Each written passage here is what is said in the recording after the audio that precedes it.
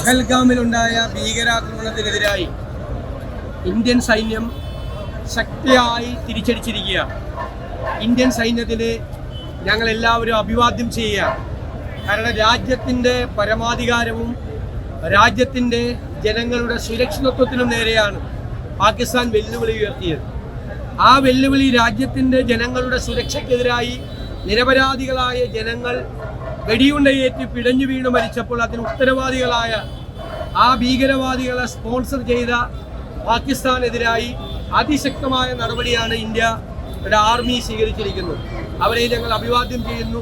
ദേശസ്നേഹമുള്ള രാജ്യസ്നേഹമുള്ള എല്ലാവരും ഇന്ത്യൻ സേനയോടൊപ്പം തന്നെ നിലനിൽക്കും എന്ന കാര്യത്തിൽ സംശയമില്ല. ഇനിയും പാകിസ്ഥാൻ ഇതുപോലുള്ള ഭീകരാക്രമണ തന്ത്രങ്ങളുമായി വന്നാൽ, രാജ്യത്തെ ഛിന്നഭിന്നമാക്കാനുള്ള ശ്രമങ്ങളുമായി വന്നാൽ രാജ്യം ഒറ്റക്കെട്ടായി അതിനെതിരായി തിരിച്ചടിക്കണം എന്നാണ് കോൺഗ്രസിൻ്റെ അഭ്യർത്ഥന. ഞങ്ങൾ അതുകൊണ്ട് തന്നെ ഈ തിരിച്ചടിയെ ഞങ്ങൾ പ്രത്യേകമായി അഭിനന്ദിക്കുന്നു. ഏറ്റവും പുതിയ വാർത്തകളും വിശേഷങ്ങളും വിരൽ തുമ്പിലറിയാൻ സീ മലയാളം ന്യൂസ് എല്ലാ ഡിജിറ്റൽ പ്ലാറ്റ്ഫോമുകളിലും ലഭ്യം.